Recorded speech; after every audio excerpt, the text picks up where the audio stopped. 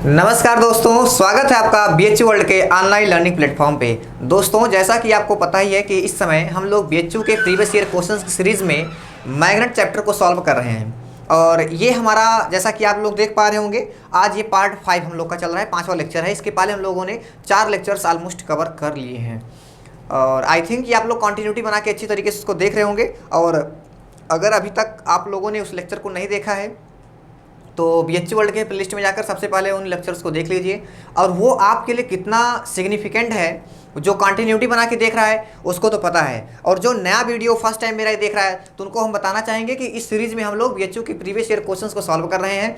BHU के different courses में entrance exam में, जैसे बीएससी एग्रीकल्चर में आता है फिजिक्स, बीएससी मैथमेटिक्स में, बीएससी बायोलॉजी में एंड बीएससी नर्सिंग में, इन 4 एंट्रेंस एग्जाम में फिजिक्स आती है। तो उस 4 एंट्रेंस एग्जाम में जो भी प्रीवियस ईयर के क्वेश्चंस पूछे गए हैं, मैं वहाँ पे हर एक चैप्टर्स का चैप्टर वाइज सोल्यूशन, ऐसा नहीं कि ईयर वाइज सोल्यूशन। वहाँ पे क्या होता है ना, ईयर वाइज सोल्यूशन में क्या दिक्कत होती है कि जब तक आप पूरा पढ़ नहीं लेते हो तब तक आप ईयर वाइज सोल्यूशन कैसे कर सकते हो। लेकिन यहाँ पे चैप्टर वाइज करने से, मान लेते हैं हम लोग, जैसे इसके पहले हम लोगों ने इलेक्ट्रोस्टैट कवर किया, स्थिर वैद्युत की, उसके बाद हम लोगों ने संधारित्र कवर किया, कैपेसिटर, उसके बाद हम लोगों ने विद्युत धारा, इलेक्ट्रिक करंट, इलेक्ट्रिसिटी को कवर किया। तो उसमें हम लोगों ने क्या किया कि जो चैप्टर, जो लड़का उस चैप्टर को पूरा पढ़ लिया होगा तो उसका आराम से पूरा रिवीजन हो चुका होगा, उसको पता चल गया होगा कि हमारे पढ़ने में लैकिंग कहाँ है, कमी कहाँ है, डिफिशियंसी कहाँ है, और उसमें हमको इम्प्रूव किस लेवल तक का करना है। क्या हमने अच्छी तरीके से पढ़ लिया है, सारे क्वेश्चन सॉल्व हो जा रहे हैं, या हमने बहुत लो लेवल पढ़ा है, या हम अभी बीच में लटके हुए हैं। तो उस हिसाब से अपनी तैयारी को इंक्रीमेंट कर सकते हैं, इंक्रीज कर सकते हैं। तो एक बार पुनः आपका स्वागत करते हुए आज के लेक्चर को हम लोग शुरू करते हैं और देखते हैं कि आज के सेशन का हमारा पहला क्वेश्चन क्या है। तो ये रहा आपका पहला क्वेश्चन, एकदम तड़कता भड़कता, जैसा कि आप लोग देख पा रहे होंगे। क्वेश्चन को क्या लिखा है, the angle of dip at the magnetic equator is. हम लोग प्रीवियस लेक्चर्स में देखिए, होता क्या है कि जब आप लेक्चर्स को कंटिन्यूटी बना के देख रहे होते हैं तो उसमें एक चीज़ होता है कि आप लोग मान लेते हैं कि जैसे ये क्वेश्चन को जो सबसे पहले जो कंटिन्यूटी बना के देख रहा है वो आराम से इस क्वेश्चन को, वीडियो को पॉज करके सॉल्व कर सकता है, बता सकता है कि इन 4 ऑप्शन में से कौन सा ऑप्शन करेक्ट है। क्योंकि ये एंगल ऑफ डिप क्या होता है, नमन या नति कोण क्या होता है, इसके बारे में हम फुल डिटेल्स में चर्चा कर चुके हैं, शायद पहले ही वीडियो में, सेकंड वीडियो में ऐसा कुछ था। ओके, तो आई होप कि आप इस क्वेश्चंस को अब सॉल्व करने के एबल हो चुके होंगे।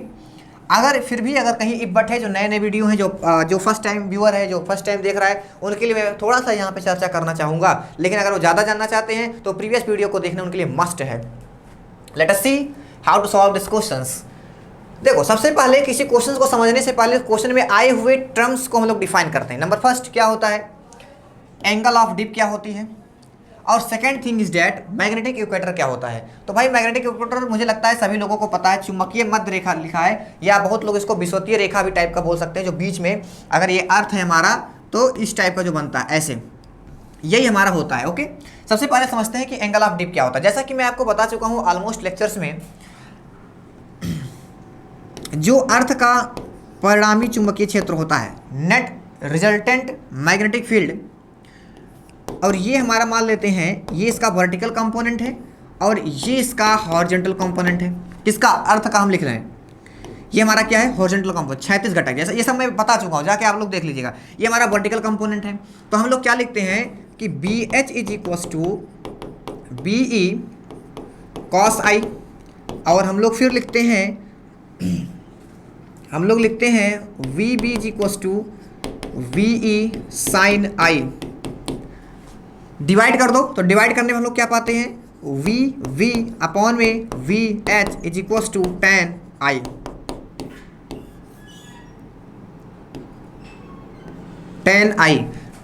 ठीक है, तो tan आई का मतलब क्या हुआ, V B upon V H, मतलब ऊपर हम लोगों ने वर्टिकल कंपोनेंट रखा है और नीचे में हम लोगों ने हॉरिजॉन्टल कंपोनेंट को यहाँ पर रखा है जैसा। और ये देखो, सॉरी इसको देखो मैं बताया नहीं, और जो हमारा एंगल ऑफ डिप होता है वो जो हमारा अर्थ का नेट रिजल्टेंट होता है, नेट मैग्नेटिक फील्ड होता है, और हॉरिजॉन्टल के बीच का जो एंगल बनाता है वो आई होता है।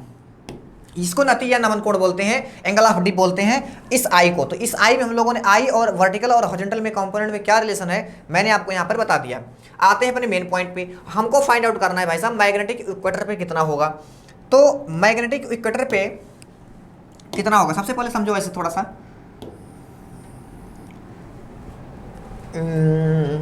ठीक है, ये तो आपको पता है,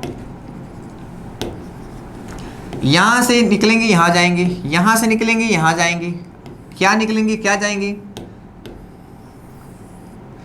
यहां से मैग्नेटिक फील्ड निकलती है और यहां पे जाती है।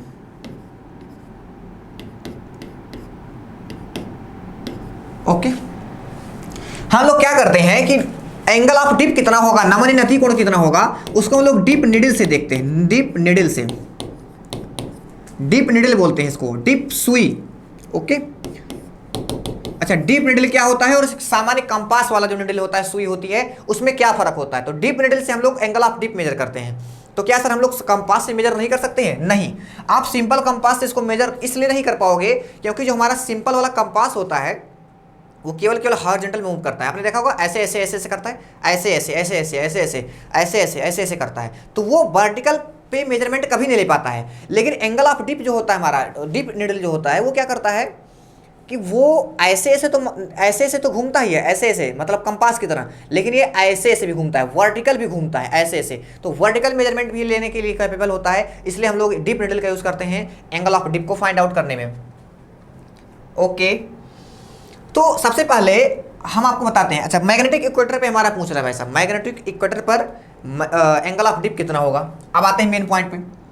यहां से हमारा बना है मैग्नेटिक इक्वेटर, हमने डिप निडल उठाई, हमने डिप निडल उठाई और ले जाके यहाँ पे रखा, यहाँ पे इसे रखा। तो आपको क्या पता है कि एक चीज़ की नहीं, जो आपकी सुई होती है, अगर मान लेते हैं निडल है हमारी, ये नॉर्थ है और ये साउथ है, भाई नॉर्थ साउथ होगा, जरूर होगा। तो ये क्या होता है, ये मैग्नेटिक फील्ड के डायरेक्शन में अलाइन हो जाता है, उसी के पैरेलल जो है इसका दिशा हो जाता है। और अगर ये नॉर्थ है और ये साउथ है, अब सोचो इस निडल को मैंने उठाया, डिप निडल जो कि है, और हमने ले जाके इक्वेटर पे रखा, तो चुंबकीय क्षेत्र का जो दिशा है, जो मैग्नेटिक फील्ड का डायरेक्शन है, ये इधर की है, तो मतलब हॉरिजॉन्टल इधर जाएगा इसका, मतलब हमारी जो निडल है ऐसे ठहर जाएगी। आहा, एन बी के क्षेत्र में, तो एन हमारा उधर चला गया। ओके, तो ये हमारा निडल उधर चला गया। अच्छा, तो इसका मतलब इसका कोई वर्टिकल कंपोनेंट यहाँ पे कोई दिखा, हॉरिजॉन्टल ये 36 घटक ही है, डैट मीन्स कि V B is equals to 0 है।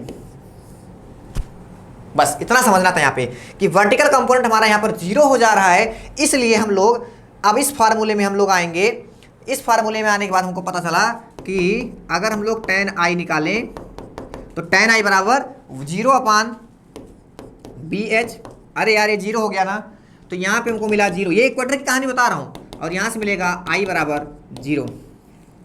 यहाँ से हमको समझ में आया कि जो हमारा एंगल ऑफ डिप होगा मैग्नेटिक इक्वेटर पर, उसकी वैल्यू कितनी होगी, एब्सोल्यूट 0। ओके, मतलब देखो ये पूरा करेक्ट 0 नहीं होता है, नियर अबाउट 0 होता है, नियर अबाउट 0 होता है। लेकिन फिलहाल हम लोग अपने मान लेते हैं कि उसकी वैल्यू के लिए संतुष्टि के लिए चलो ठीक है 0। अब उतना एग्जैक्ट वैल्यू कौन फाइंड आउट करेगा। ओके, आई थिंक कि आप इसको समझ चुके होंगे, ये हमारा ठीक है। चलो अब हम लोग देखते हैं हम अगला क्वेश्चन क्या है। अगले क्वेश्चन पे जाने से पहले आपको कुछ सूचना देना, अगर आप BHU वर्ल्ड के ऑनलाइन कोर्सेज से जुड़ना चाहते हैं, अगर आप BHU के डिफरेंट कोर्सेज में एडमिशन जो होता है एंट्रेंस एग्जाम एडमिशन के लिए, अगर आप उसमें पार्टिसिपेट करना चाहते हैं और उसके लिए आप तैयारी करना चाहते हैं, तो BHU वर्ल्ड में आप ऑनलाइन क्लासेस ज्वाइन कर सकते हैं, जिसमें BA आर्ट्स और social science, BSc agriculture, BSc math, bio and nursing, LLB and BLLB, BCom and CHS के लिए क्लासेस यहाँ पे चलती हैं। अगर आप क्लासरूम को ज्वाइन करना चाहते हैं तो जो आपके स्क्रीन पर यहाँ पे दिख रहा है नंबर, यहाँ पे आप कांटेक्ट कर सकते हैं। अदरवाइज इस शिक्षा वर्ल्ड ऐप पर जाकर आप डायरेक्टली आप ऑनलाइन परचेज कर सकते हैं हमारे कोर्सेज को,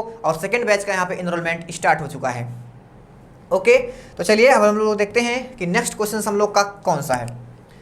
क्या लिखा हुआ है, लिखा है on heating above its Curie temperature, on heating above its Curie temperature a ferromagnetic substance become. ये कह रहा है भाई साहब, हिंदी में अगर मैं इसको समझाऊं, हमारे पास एक लौह चुंबकीय पदार्थ है और उसको हम लोग क्यूरी तापमान से ज़्यादा गर्म कर दें तो उसका प्रकृति क्या हो जाएगा, क्या वो प्रतिचुंबकीय हो जाएगा, क्या वो अनुचुंबकीय हो जाएगा, क्या वो लौह चुंबकीय हो जाएगा, या वो डीमैग्नेटाइज्ड हो जाएगा, मतलब अचुंबकीय, चुंबक का गुण ही खत्म हो जाएगा। तो कुछ लोग इसको खैर याद कर लेते हैं, मैं आपको थोड़ा सा तरीका बताता हूँ कि देखो याद तो करना ही है आपको, ऐसी बात नहीं है, लेकिन थोड़ा सा समझ के याद करते हैं, ज़्यादा फील आएगा उसका। हिंदी वाले अपना हिंदी सही से पढ़ लेंगे, ठीक है। तो हम लोग अब देखते हैं कि इस क्वेश्चन को हम लोग कैसे काउंटर करते हैं। आओ, हमको निकालना क्या है, सबसे पहले समझते हैं फेरोमैग्नेटिक का। फेरोमैग्नेटिक क्या होता है, यह तो आपको पता है, मैं आपको प्रीवियस वीडियो में बता चुका हूँ। पैरामैग्नेटिक क्या होता है, फेरोमैग्नेटिक क्या होता है और डायमैग्नेटिक क्या होता है। तो इसके बारे में यहाँ पे बहुत ज़्यादा चर्चा नहीं करूँगा। अगर आप जानना चाहते हैं तो आपको प्रीवियस वीडियो को जाकर देख लीजिएगा, वहाँ पर आपको फुल इन्फॉर्मेशन दे रखी है। अच्छा, तो हम लोग का देखो, सबसे पहले हम लोग क्या करते हैं, एक ग्राफ खींचा जाता है। अभी ग्राफ का मतलब आपको समझ में आएगा। इसको साई बोलते हैं, जाई बोलते हैं, काई बोलते हैं, बहुत लोग अपना डिफरेंट ये हमारा ग्रीक वर्ड है जिसको अगर हम लोग नाम दें अगर इसको, और ये हमारा होता है टेम्परेचर, ये हमारा होता है टेम्परेचर, ये हमारा होता है टेम्परेचर। एक्स एक्सिस पर टेम्परेचर और वाई एक्सिस पर, अच्छा हाँ इसको बता दूं ये क्या है, ये होता है सस्पेक्टिबिलिटी। स्पेलिंग देख लीजिएगा आप लोग, सस्पेक्टिबिलिटी। ठीक है, susceptibility of magnetic field. Hindi माफ करिएगा, इसका मुझे पता नहीं है। आप कुमार मित्तल की बुक अगर रखे होंगे तो उसमें हिंदी, इसकी इंग्लिश दी रखी है, तो इंग्लिश की सहायता से आप हिंदी समझिएगा क्या है, नोटेशन से अदरवाइज आप जान सकते हैं कि इसकी हिंदी क्या होगी। तो जब हम लोग इसको खींचते हैं ग्राफ इसका, तो ग्राफ इसका कुछ इस टाइप का बनता है।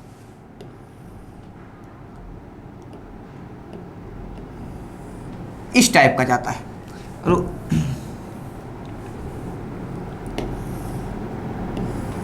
इस टाइप का। मैं एग्जैक्ट नहीं बना रहा हूं, आपको एग्जैक्ट बनाने की भी कोई जरूरत नहीं है। छे और ये जो हमारा होता है इसको बोलते हैं TC, मतलब क्यूरी टेम्परेचर। क्या बोलते हैं इसको, क्यूरी टेम्परेचर, क्यूरी तापमान, क्यूरी टेम्परेचर इसको बोलते हैं। यहां पे ये फेरो होता है, फेरोमैग्नेटिक। फेरोमैग्नेटिक का मतलब क्या होता है, लौह चुंबकीय। हिंदी मीडियम वालों के लिए थोड़ा बहुत मैं सहायता करने का कोशिश करता हूं। और यहाँ पे जैसे ही आप क्यूरी टेम्परेचर से ज़्यादा पे टेम्परेचर बढ़ाते हो, अब यहाँ से देखो कितना मजा आ गया समझने में। अगर हम आपको पहले बता दिए होते तो आप रट तो लेते, लेकिन समझ में नहीं आता। ग्राफ जब खींचा गया तो इसने बताया कि यहाँ तक भैया टेम्परेचर जब हमारा क्यूरी टेम्परेचर है, तापमान है, तब तो ये लौह चुंबकीय है, फेरोमैग्नेटिक है। इसके आगे जैसे जैसे आप बढ़ोगे ये हमारा पैरामैग्नेटिक हो जाता है, ये हमारा पैरामैग्नेटिक हो जाता है। डेट मीन्स अनुचुंबकीय, शायद हिंदी में इसको बोलते हैं। हिंदी भाई आप लोग मिला लीजिएगा, अनुचुंबकीय बोलते हैं, पैरामैग्नेटिक बोलते हैं। आप इस ग्राफ को याद रखना, बस आपका काम हो जाएगा कि जब फेरोमैग्नेटिक को हम लोग गर्म करते हैं क्यूरी टेम्परेचर से ज़्यादा, तो वो पैरामैग्नेटिक हो जाता है। अच्छा होता क्या है कि जो पैरामैग्नेटिक में चेंज हो जाता है, फेरोमैग्नेटिक क्या होता है, फेरोमैग्नेटिक जो होता है वो बहुत तगड़ा वाला चुंबक होता है। मैं आपको बताया था जेन्युइन होता है, जनरल होता है, जो आप चुंबक अपने घरों में लेकर हैं चिपका देते हैं एक दूसरे से, वो लौह चुंबकीय, फेरोमैग्नेटिक है। उसमें कुछ करना नहीं, उसको भगवान ने बना के ही भेजा है, भैया तुम चुंबक हो, ओके, तुम मैग्नेट हो। तो उसमें क्या करता है, जब आप उसको हीट करते हो तो उसका मैग्नेटाइजेशन खत्म हो जाता है। मैग्नेटाइजेशन मतलब होता है अंदर, मैं पढ़ाया हूँ, वो क्लासरूम में मैं पढ़ाया हूँ इस सब के बारे में डिटेल्स में। तो अंदर का मैग्नेटाइजेशन खत्म हो जाता है, मतलब अंदर की मैग्नेटिक कैपेसिटी खत्म हो जाती है, मतलब मर जाता है, ऊपर से केवल वो बचता है, बाकी अंदर सारी समस्याएं उसकी खत्म हो जाती हैं। और वो पैरामैग्नेटिक वाला ही वो ऐसा बिहेव करता है, तो इसलिए फेरोमैग्नेटिक को जब हम लोग हीट कर देते हैं तो वो आ जाता है पैरामैग्नेटिक में। ओके, आई थिंक कि आप लोग समझ चुके होंगे। तो इस हिसाब से इस ऑप्शन, इसमें से कौन सा ऑप्शन सही है, पैरामैग्नेटिक। क्या ऑप्शन सही है, पैरामैग्नेटिक। तो इसको आप लोग आप याद भी कर लीजिएगा, वो ग्राफ आपको ये हमेशा पूछ लेता है, ये सब टाइप की चीज़ें। ओके, वन लाइन क्वेश्चन है, बीएससी एग्रीकल्चर वाले सावधान होकर देखिए, ये उनके लिए ज़्यादा इंपॉर्टेंट था। चलो हम लोग चलते हैं अपने नेक्स्ट क्वेश्चन में और देखते हैं कि ये हमारा ये क्या कह रहा था, molecules of A diamagnetic material have dipole moment. ये पूछ रहा है कि अगर हमारे पास कोई डायमैग्नेटिक मॉलिक्यूल्स हैं, अगर प्रतिचुंबकीय पदार्थ के अणुओं का अगर कोई है पदार्थ, तो उसके अणुओं का, मॉलिक्यूल्स का द्विध्रुव लिखा हुआ है हिंदी, आघूर्ण क्या होगा। मैं आपसे इसके बारे में चर्चा कर चुका हूं। हम आपसे बताएं, सिंपली बता रहा हूं आपको, m इज टू आई ए होता है। हाँ सर, आई ए होता है। अरे यार, magnetic moment is equal to I मतलब करंट, ए मतलब एरिया होता है, मैग्नेटिक मोमेंट द्विध्रुव आघूर्ण होता है, ये चुंबकीय द्विध्रुव आघूर्ण है। अच्छा, तो ये बताओ, A is not equal to 0, it is fixed 100%। हाँ सर, फिक्स है। तो सर ये आई तो भाई 0 हो सकता है ना, आई में और मे नॉट भी 0, आई हो 0 भी हो सकता है, नहीं भी 0 हो सकता है। अब आते हैं हमारे पास सब्सटेंस क्या है, डायामैग्नेटिक सब्सटेंस है हमारे पास। डायामैग्नेटिक सब्सटेंस में आपको ऑलमोस्ट बता चुका हूं कि जिनके में पूरी पेयरिंग हो ही जाती है, ऐसे सभी जो है जिनकी मतलब मान सकते हैं जिनकी सभी शादी हो चुकी है, ऐसे टाइप का, ठीक है, उनका अपना जोड़ा कपलिंग हो गया ऐसे करके, अकेला कोई वहाँ पर बैठा नहीं है। जैसे कि मैं आपको प्रीवियस में एन का एग्जाम्पल देके बताया था, इस टाइप का लास्ट में जब आप करते हो तो 1s बन जाता है, तो मतलब इसका एक डिब्बा खाली है। ये अभी बेचारे बहुत कम उम्र के चल रहे कि शादी उदी नहीं हुई है, तो ये जो है ये भी क्या है, ये डायमैग्नेटिक नहीं, ये पैरा है। अच्छा ये पैरा है। अच्छा डायरेक्टली आप पैरा भी नहीं कर सकते, दोनों चांसेस हैं। चलो फेरो, अब वो तो हम प्रॉपर्टी और प्रॉपर्टी बताया जाएगा तब आपको डिसाइड कर लीजिएगा। ये सोडियम है, 1s1 है। चलो यहाँ से तो हमारा क्लियर नहीं हुआ। हमने आपसे क्या कहा कि जिसका सब कुछ फुल हो, मतलब हर एक पेयरिंग में हो इलेक्ट्रॉन। जैसे मान लो अगर हमने कहा s2 का इलेक्ट्रॉनिक विन्यास करो, कॉन्फ़िगरेशन करो, 1s2 s बना दिया, एक इलेक्ट्रॉन इधर एक इलेक्ट्रॉन इधर, मतलब एक इलेक्ट्रॉन इधर घूमा। अच्छी अरे देखो भाई साहब, ऐसे मान लो गोला है, एक इलेक्ट्रॉन इधर जा रहा है, एक इलेक्ट्रॉन इधर आ रहा है। अगर एक इलेक्ट्रॉन नीचे जा रहा है तो करंट हमारा उधर जाएगा, और एक उधर कर अगर ई जा रहा है तो एक इधर जाएगा। हाँ अरे दोनों एक साइड होगा क्या भाई? हाँ तभी तो कह रहा हूँ, ये इलेक्ट्रॉन एक इधर जाएगा तो करंट हमारा, अब समझ में आया? फिर से देख लीजिए, ये हमारा है, मान लेते हैं इलेक्ट्रॉन इधर जा रहा है और एक इलेक्ट्रॉन इधर, एक इधर से जा रहा है एक इधर से आ रहा है, तो जो इधर से आ रहा है उसके लिए करंट ऊपर जाएगा उल्टा, तो ये हमारा आई। जो इधर जा रहा है इसके लिए आई इधर। आप सोचो यहाँ पे जो मैग्नेटिक मोमेंट होगा, जो यहाँ पे चुंबकीय द्विध्रुव आघूर्ण होगा, क्या होगा? इस आई हमारा उधर जा रहा है, राइट हैंड थंब रूल, दाहिने हाथ के हथेली का नियम हमने इस्तेमाल किया और हमने क्या किया, करंट उधर जा रहा है, ठीक है, करंट जो इधर वाला जा रहा है हमने क्या, अंदर की तरफ हमारा मैग्नेटिक मोमेंट अंदर की तरफ जा रहा है। अच्छा फिर हमने कहा कि साहब एक करंट हमारा उधर जा रहा है, अच्छा तो मतलब बाहर की तरफ जा रहा है, तो उतना ही अंदर उतना ही बाहर, कैंसिल कर देंगे दूसरे को, तो magnetic moment will be zero, of course zero होगा। ये तो पूरी थ्योरी बता दिया मैं आपको। यहाँ से इस तरीके से हम लोग इसको देखते हैं किस तरीके से होता है। और अगर आपको यहाँ से देखना हो, अब ऐसा भी सोच लो कि आई कब निकलेगा, जब इलेक्ट्रॉन फ्री होगा तभी तो वो घूमेगा इधर उधर, चक्कर लगेगा पागलों की तरह, और उसकी विपरीत दिशा में अपोजिट डायरेक्शन में करंट अपना स्टार्ट हो जाएगा। तो भाई साहब जो हमारे मॉलिक्यूल्स होते हैं डायमैग्नेटिक के, उनमें तो फुल होते हैं, इलेक्ट्रॉन तो होता ही नहीं है जो खाली बैठा हो पागलों की तरह, जो दौड़ने का काम करेगा। इसका मतलब आई हमारा जीरो है, तो m बराबर 0 इंटू ए बराबर 0। यहाँ से भी आप समझ सकते हो, जैसे भी समझो, ये हमने थ्योरी समझाया, यहाँ से हमने आपको न्यूमेरिकली समझा दिया। जो भी आपको अच्छा लगे यू कैन चूज। ओके आगे चलें, चलो हम लोग चलते हैं आगे। At magnetic poles of earth the deep angle is, फिर देखो डीप एंगल पे क्वेश्चंस इसलिए मैं बार बार करा रहा हूँ क्योंकि एग्रीकल्चर वालों मैं देखा हूँ हर साल पूछ लेता है, और बीएससी मैथ और बायो नर्सिंग उसमें तो क्या करता है, इससे वो क्वेश्चन आते हैं, यहाँ पे तो डायरेक्ट पूछ रहा है। ये आप लोगों में बहुत रेयर पूछेगा, लेकिन जब क्वेश्चन आएगा आपको, जब एंगल पता होगा तभी तो आप आगे के क्वेश्चन को सॉल्व कर सकते हो। बट बीएससी एग्रीकल्चर में डायरेक्ट ऐसे करके पूछ लेता है, ये ध्रुव है। अच्छा तो अभी हमने चर्चा किया, हम फिर से वापस चलते हैं उसी पे। चलो अच्छा इसी बता देते हैं आपको, ये हमारा अर्थ है। अच्छा हमने कहा कि साहब हमारा यहाँ से मैग्नेटिक फील्ड यहाँ से इधर जा रहा है और उधर से इधर जा रहा है, बहुत बढ़िया, बहुत खूब। हमने जब यहाँ पे रखा था तो हमारी निडल ऐसे हो गई थी, नॉर्थ इधर हो गया था, साउथ इधर हो गया था। अच्छी बात है, नॉर्थ उधर साउथ इधर। तो यहाँ पे हमने कहा कि इसका वर्टिकल कंपोनेंट कोई है नहीं, ऊर्ध्वाधर घटक कोई नहीं है, so this is zero. Okay जब हमने अपने डिप निडल को ले जाके ध्रुवों पे रखा, जब पोल्स पे रखा, तो यहाँ पे क्या हुआ, यहाँ पे मैग्नेटिक फील्ड अंदर की तरफ आ रहा है। तो मैंने क्या कहा था कि अगर ये हमारा निडल है, ये नॉर्थ ये साउथ, तो ये अलाइन हो जाता है मैग्नेटिक फील्ड के डायरेक्शन में। तो जब ये मैग्नेटिक फील्ड के डायरेक्शन में अलाइन हो गया यहाँ पर, तो ठीक है, अच्छी बात है। तो हमने यहाँ पे इसको ले जाके रखा भैया अपना, आओ, तो ये जाके ऐसे पलट गया, यहाँ पे हो गया नॉर्थ और ये हो गया साउथ। अरे ऐसे जाके आ रहा है ना, इधर जा रहा है ना करंट, यहाँ पे ये करंट इधर से जा रहा है। तो अच्छा रुको फिर से समझ लो, हो सकता है ना दिख रहा हो। यहाँ पे मैंने इसको बनाया अर्थ,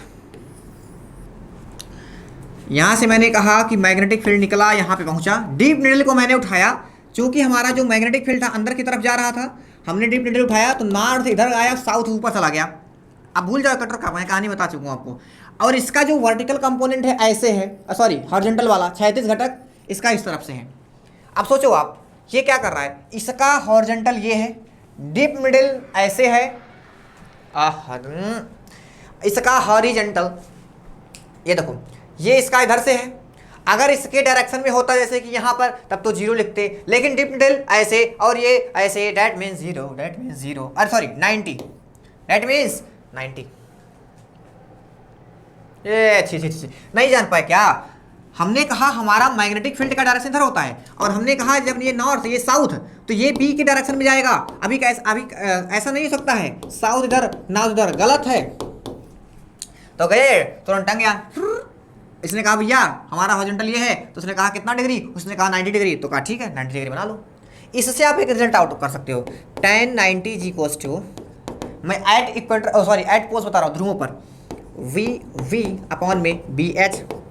90 की वैल्यू इनफाइनाइट होती है, पता है कि नहीं? tan 90 की वैल्यू इनफाइनाइट होती है। इनफाइनाइट को ले सकते हो आप 1/0, v अपॉन VH, यहाँ से निकाल लो BH इज इक्वल्स टू, ये सब निकाल सकते हो आप लोग, इतना आपको दिक्कत नहीं है। चलो आप लोग इसमें पारंगत हो चुके हैं, अब हम लोग चलते हैं आगे। जैसा कि आप फिगर में देख रहे होंगे, क्या निकालना है इसमें? हाँ, फिगर में आपको निकालना है सेंटर पर मैग्नेटिक फील्ड कितना होगा। In the figure show in the magnetic field B at the point O, ठीक है, ये निकालना है आपको। एक दिया हुआ है वायर, इधर से करंट आई घुसा, निकला भी आई, लेकिन दोनों के रास्ते अलग हो गए। ये देखो, ये I/2 बन के इधर से गया, और ये I/2 बन के इधर से गया। चलो फिगर फिर से ड्रा कर देते हैं एक बार। ये देखो, ये हमारा है, ओके, यहाँ से हमारा करंट I अंदर गया, बाहर भी I निकला, दोनों में फ़र्क क्या पड़ा? यहाँ से I/2 गया, यहाँ से I/2 गया, तो पूछ रहा है सेंटर पे, और इसका रेडियस R है, सेंटर अगर C है, तो C पर मैग्नेटिक फील्ड कितना होगा? वीडियो को पॉज करके सॉल्व करें। अगर इस क्वेश्चन को आप नहीं सॉल्व कर पाते हैं, डैट मीन्स आप बहुत अभी कम है, बहुत कमी है आपके पढ़ाई में। तो ठीक है, ये भी एक लूप की तरह काम करेगा।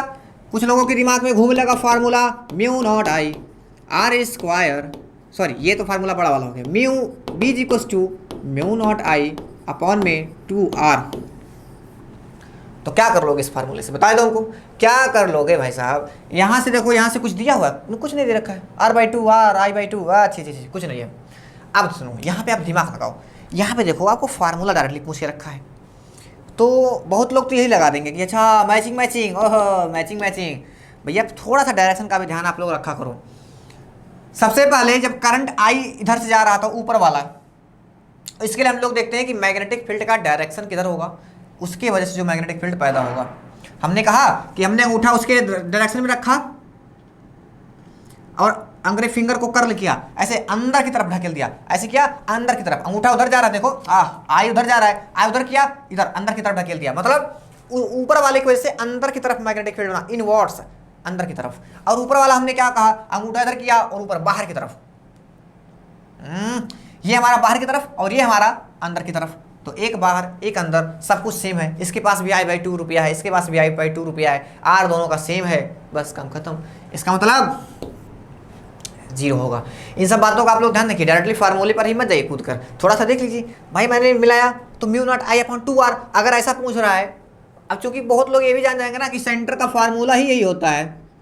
सर ने हमको बताया था μ0I/2R, सर ने ये भी बताया था कि B1 और B2 भी निकाल के देख लो, क्योंकि इस I की वजह से भी मान लेते हैं अगर B1 आएगा यहाँ पे, मान लेते हैं पहले वाले की वजह से यहाँ पे B1 आ रहा है और इसकी वजह से यहाँ पे B2 आ रहा है, तो आप यहाँ पे B नेट निकाल सकते हो, B net is equals to B1 minus में B2, और यहाँ पे क्या हो जाएगा, अरे सॉरी B1 प्लस B2 हो जाएगा। अरे नेट निकाल लो, जोड़ दिया। लेकिन अब क्या है, और एक बात और है, ये दोनों बराबर हैं परिमाण में, क्वांटिटी में, तो हमने लिख दिया इसको भी B, और लेकिन एक हमारा बाहर है और एक अंदर है, तो बराबर हमारा फिर से 0 रिसीव हो गया। तो इस हिसाब से हम लोग क्या कर सकते हैं, इसको हम लोग सॉल्व कर सकते हैं। अब आप लोग देखिए AIB ट्रिपल 2012 का क्वेश्चन, जैसा कि आपको पता ही है कि सबसे पहले हम लोग BHU के प्रीवियस ईयर क्वेश्चन को सॉल्व करते हैं, एंड आफ्टर दैट हम लोग AI-EEE IIT JEE के क्वेश्चंस को भी थोड़ा सॉल्व करते हैं, देख लेते हैं, दिमाग ओपन कर हो जाता है इससे, ऐसे क्वेश्चंस आ जाते हैं। ठीक है, बहुत बड़ा लंबा चौड़ा क्वेश्चन है, लेकिन ध्यान से पढ़िएगा, बहुत मजा आएगा क्वेश्चन में। देखिए कुछ है नहीं, एक प्रोटॉन, न्यूट्रॉन और अल्फा पार्टिकल्स हैं जो मूव कर रहे हैं सेम काइनेटिक एनर्जी में। बड़ा सेम शब्द का बहुत खतरनाक मीनिंग है, सेम काइनेटिक एनर्जी। अच्छा, तीन पार्टिकल कौन है? प्रोटॉन है, न्यूट्रॉन है और अल्फा पार्टिकल है। Are moving in circular trajectories in a constant magnetic field, sorry constant magnetic field. अच्छा, बी सबके लिए सेम है, काइनेटिक एनर्जी सबके लिए सेम है। अच्छा, द रेडियाई ऑफ प्रोटॉन, त्रिज्या, प्रोटॉन की त्रिज्या, न्यूट्रॉन की त्रिज्या और अल्फा पार्टिकल की त्रिज्या रिस्पेक्टिवली क्या है? आर पी, मतलब पी से प्रोटॉन, आर डी, डी से न्यूट्रॉन और अल्फा अल्फा है। Which one of the following relationship is correct? चलो देख लेते हैं, आप लोग इसमें पारंगत हो चुके होंगे। आई होप कि आप इस सवाल को अपने मन से भी सॉल्व कर सकते हैं। आप वीडियो को पॉज करिए और सवाल को धनाधन सॉल्व करिए। देखिए आओ देखते हैं क्या होगा। अच्छा एक चीज बताओ, आर का फार्मूला आप लोगों ने क्या पढ़ा था? M B upon Q B पढ़ा है कि नहीं? बताओ, झूठ कोई नहीं बोलेगा। R is equal to M B upon Q B किसने नहीं पढ़ा? बहुत बहुत समय हो गया पढ़े हुए, हुआ कि नहीं? कई बार हम लोग इसको देख चुके हैं कि कैसे होगा। अब कुछ लोगों के दिमाग में सर परपेंडिकुलर तो नहीं दिया है, हम मानेगा ही नहीं कि यहाँ पे आप लोग इसको लगा सकते हैं। तो एक चीज़ देखो, यहाँ पे सर्कुलर वो लिखा है, तो सर्कुलर लिख दिया, इसका मतलब वो परपेंडिकुलर ही आया होगा और तब उसका पाथ, उसका रास्ता, उसका पथ जो है वो सर्किल वृत्त के रूप में आया होगा। अच्छा देखो, जो चीज़ इसके लिए सेम हो, सबसे पहले आप उसको कन्वर्ट करने की कोशिश करिए। जैसा कि मैंने यहाँ पे लिखा काइनेटिक एनर्जी सेम है, इसको काइनेटिक एनर्जी में चेंज कर देते हैं। कुछ हमसे कोई कहेगा? ना कहेगा, बिल्कुल नहीं। अच्छा एक बात बताओ, यहाँ से आप लोग एक रिलेशन और निकाल सकते हो। ऐसा देखो, R is equal to M B upon में क्यू बी और ये हमारा पी अपॉन में क्यू बी है। अच्छा, अरे पी मोमेंटम है, संवेग है यार, P is equal to M B. अच्छा ये बताओ, half M B square is equal to K होता है। आप मेरी बात मानते हैं? हाँ सर मानते हैं। दोनों साइड हमने क्या करा? m से मल्टीप्लाई कर दिया, half M square B square is equal to K M मिल गया। 2 को उधर भेज दिया, एम स्क्वायर बी स्क्वायर, इसको हमने लिख दिया ऐसा, एम बी का स्क्वायर। हाँ लिख सकते हैं कि नहीं? 2km, इस एम बी को लिख सकते हो p, तो p is equal to under root 2km। ये रिलेशनशिप निकल के बाहर आया। अच्छा, p is equal to under root 2km, इस वैल्यू को ले जाके रख दो यहाँ पर, तो हमको मिलेगा r is equal to under root 2km upon में qv। इस हिसाब से आप देखो यार एक बात, रूट 2 कांस्टेंट है, k सबके लिए कांस्टेंट है और b सबके लिए कांस्टेंट है। इसका मतलब r डायरेक्टली प्रोपोर्शनल टू आप लिख सकते हो रूट में m और अपॉन में b। यही यहाँ पे मेन समझने वाली बात थी बस। अब तो आप लोग मायाप लगा लोगे, जिसने नहीं लगा पाया होगा, अब मैं यहाँ तक पहुँचा दिया हूँ। अब तो 100% आई एम श्योर कि वो आप लोग you are able to solve this questions after reaching this point. अब हमने क्या किया? अब हमने लिखा आर, क्या कौन कौन से पार्टिकल थे भाई साहब, एक बार देख लिया जाए। प्रोटॉन न्यूट्रॉन थे। अच्छा, तो आर पी, रेशियो लेते हैं आर डी का और रेशियो लेते हैं आर अल्फा का। हमको मिला क्या? Under root M P upon में छी sorry I am really sorry, यहाँ पे बी नहीं होगा, यहाँ पे क्यू होगा। यहाँ पे बी तो सबके लिए कांस्टेंट लिखा है भाई साहब, यहाँ पे देख सकते हो बी सबके लिए magnetic field, constant magnetic field में है वो, सॉरी।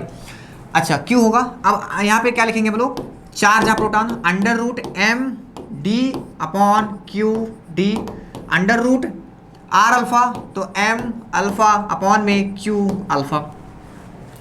अब तो आपको मास में भी रिलेशन पता होना चाहिए, तो एक बात आप ध्यान से नोट कर लो, मास ऑफ न्यूट्रॉन जो होता है 2 टाइम्स होता है मास ऑफ प्रोटॉन के, और जो चार्ज ऑफ न्यूट्रॉन होता है वो चार्ज ऑफ प्रोटॉन के इक्वल होता है। मास ऑफ अल्फा जो होता है 4 टाइम्स होता है मास ऑफ प्रोटॉन के, और क्यू ऑफ अल्फा जो होता है वो 2 टाइम्स होता है चार्ज ऑफ। बस हमको तो सारा रिलेशन पता चल गया ना, सारी वैल्यू उठा के पुट कर दो यहाँ पे। एम पी को एम पी रहने दो भाई, प्रोटॉन है, क्यू पी को भी क्यू पी रहने दो। अब देखो न्यूट्रॉन का मैंने आपसे क्या होता है 2 टाइम्स मास है तो रख दो 2 टाइम्स, चार्ज उसका सेम है तो क्यूपी रख सकते हैं, क्यूडी के स्थान पे क्यूपी, सेम क्वांटिटी आएगी तभी हम लोग इसको एलिमिनेट कर सकते हैं। और यहाँ पे हमको मिलेगा 4 एम अल्फा 4 एम पी और अपान में मिलेगा क्यू अल्फा। यहाँ से हमको मिला एम पी कटा, यहाँ से हमको मिलेगा 1 क्योंकि ये सब खत्म हो जाएगा यहाँ से मिलेगा हमको √2 और यहाँ से मिलेगा हमको 1। देखो अरे सॉरी यहाँ पे हो जाएगा, इसको हम बदले ही नहीं, इसको ले सकते हैं 2QP। अभी हमको मिला 1, यहाँ से √4 में से 2 बाहर आएगा, 2 से कैंसिल हो जाएगा, 1 हो जाएगा। यहाँ से आप एक चीज़ देखो, आप एक चीज़ लिख सकते हो, कहाँ गया, प्रोटॉन का रेडियस और अल्फा का रेडियस दोनों बराबर है। देख लो, radius of proton is equal to radius of alpha. अरे यार देख लो, इन दोनों का बराबर है, 1 1 आया है। ये लेस देन है रेडियस ऑफ न्यूट्रॉन के। अरे यार इन लोगों की वैल्यू 1 1 है, इसकी √2 होती है। √2 की वैल्यू कितनी होती है? √2 की वैल्यू होती है 1.414, आगे भी होती है लेकिन इतना ही लिया 1.41, तो इसके ज़्यादा हो गई ना। तो हम लोग देखते हैं ऐसा ऑप्शन में कौन सा मिलेगा हमको, ये मिलेगा, अल्फा और प्रोटॉन का निकल है और ये मिलेगा। आई होप कि आपको अच्छे समझ में आ चुका होगा। बहुत अच्छा क्वेश्चन था और इस टाइप के क्वेश्चंस हर बार पूछ लिए जाते हैं। देखिए ये मेन 2019 का क्वेश्चन है, 12 जनवरी को आया था। क्या कह रहा है? प्रोटॉन दिया है, अल्फा पार्टिकल दिया है। क्या दिया है? प्रोटॉन और alpha particle with their masses in the ratio of 1:4। इसमें बताए भी नहीं होते तो भी आपको इतना याद रखना चाहिए कि मास ऑफ प्रोटॉन और मास ऑफ अल्फा किस रेशियो में है? 1:4 में होते ही हैं। उसमें क्या कहना है, क्योंकि 4 टाइम्स होता है वो। चार्ज इन द रेशियो, उनका जो आवेशों का, उनके आवेशों का जो अनुपात है वो कितना है? प्रोटॉन का चार्ज, अल्फा पार्टिकल का चार्ज वो 1:2 में है। चलो ये भी डाटा हमको गिवन है, गिवन है ना। अच्छा, are accelerated from rest through a potential difference भी। इससे क्वेश्चन हर साल आते जाते हैं, एग्रीकल्चर हो, बीएससी हो, मैथ हो, आते ही आते हैं। If a uniform magnetic field, देखो यूनिफॉर्म मैग्नेटिक फील्ड मतलब बी सबके लिए सेम हो गया। इस setup perpendicular to their velocities the ratio of the radii R P और आर अल्फा में हमको फाइंड आउट करना है। चलो देखते हैं how to solve this question, how to reach the answer of this question. सबसे पहले देखो, फिर से वही अपने पुराने फार्मूले पे mb/qb। इसको आप लिख सकते हो जैसा कि आप पहले देख चुकी हो, 2km/qb। बस कुछ नहीं करना है। आपको एक चीज़ पता है, देखो आपको एक फार्मूला बताऊं। देखो आपने क्या पढ़ा है, पोटेंशियल डिफरेंस क्या होता है? पोटेंशियल डिफरेंस भी W वर्क और अपान में चार्ज, ये तो होता है। अरे क्या पढ़ते हो? विभवांतर बराबर कार्य बटे किया गया कार्य, अपान में क्या होता है? यहाँ पे आवेश होता है। तो यहाँ से आप ले सकते हो W = V × Q, इंटू में Q। और V हमारा बदल जाता है काइनेटिक एनर्जी में। जब भाई काइनेटिक एनर्जी यहाँ पे मूव कर रहा है, गोल गोल चक्कर लगा रहा है K में, और V वैसे रहेगा, और इसको आप E लिख सकते हो। अगर इलेक्ट्रॉन है तो, नहीं तो आप Q भी लिखो, कोई दिक्कत नहीं है। मैं इलेक्ट्रॉन के लिए फॉर इलेक्ट्रॉन, तो बस यही वैल्यू यहाँ पे रखनी है। R = √2 K की वैल्यू क्या रखोगे? QV, यही होगा ना। हाँ, और m/में QV। R = आप क्या ले सकते हो? रूट में m और रूट में ले सकते हो 2v और रूट में ले सकते हो q। अरे ये तो लिखा हूँ 2mb/q, 4, हाँ 1 2 3 4, ठीक है 2 3, और qv को ऐसे रहने दो। आप क्या ले सकते हो? r को रूट में m अपॉन में रूट में q, रूट में अपॉन रूट में q, और इंटू ले सकते हो 2v/v। ये पूरा कांस्टेंट हो गया। कांस्टेंट हटाओगे तो हमको मिलेगा r directly proportional to root में m अपॉन में रूट में q। अरे रूट से q इसको उड़ा देगा, रूट q बना देगा। अब निकालना क्या है? r, और मतलब सीधा कहो तो rp और r अल्फा का रेशियो निकालना है आपको। अरे यही तो क्वेश्चन कह रहा है भाई साहब, rp रेशियो r अल्फा, मतलब जो प्रोटॉन का रेडियस है, त्रिज्या है, और अल्फा पार्टिकल का, अल्फा कण का जो त्रिज्या, उनका रेशियो क्या होगा? आओ समझते हैं। देखो rp/r अल्फा, यहाँ से आप लिख सकते हो mp/में qp, और q r अल्फा है, इसको पलट दो। इसको जब पलट दोगे r अल्फा को, तो यहाँ से हो जाएगा q/में m अल्फा। बस इसको हम लोगों ने एक अंडर में लिख दिया। mp/में m अल्फा इधर से लाएगा, और इनटू में Q alpha upon Q P. तो यहाँ से आप वैल्यू रख दो M P upon M alpha, M P upon M alpha. अच्छा वो देखो यहाँ पे दिया हुआ था M P upon M alpha 1/4 में है, हमने रख दिया 1/4 और इनटू में ये कितना हो जाएगा, ये हो जाएगा 2। तो यहाँ से निकल के आएगा 1/√2, मतलब 1/2 सही होगा इसका आंसर। इसका first option is correct, 1/2। I hope कि आपको ये बहुत क्वेश्चंस में मज़ा आ गया होगा, अच्छी तरीके से आपको यहाँ से देख रहे हैं। तो यहाँ से आप क्या ले सकते हैं, आर पी आर अल्फा 1/√2। बताओ बात समझ में आ गई। तो इस आज हम लोगों ने कई सारे क्वेश्चंस को डिस्कस किया, उसमें हम लोगों ने कई सारे थ्योरीज को भी डिस्कस किया। आई होप आई थिंक कि आपको सब बहुत बातें अच्छी तरीके से क्लियर हो चुकी होंगी। आप लोग कंटिन्यूटी बना के वीडियो को देखिए, आपका इनकमिंग एग्जाम के लिए काफ़ी बेनिफिट होगा। क्यों? क्योंकि इस टाइप के क्वेश्चंस अगर एग्जाम में आएंगे तो आप इनकाउंटर करने में उसको एबल हो जाएंगे। और आप हमें अपने प्यारे से कमेंट के माध्यम से जरूर बताइए कि आपको ये वीडियो कैसा लगा, आपके लिए कितना यूजफुल हुआ। ओके तो अब हम लोग मिलेंगे नए क्वेश्चंस के साथ, नए वीडियो में, नए कॉन्सेप्ट, नए फार्मूले, नए ट्रिक के साथ। तब तक पढ़ते रहिए, मुस्कुराते रहिए, हंसते रहिए। Okay ta-ta bye, thank you.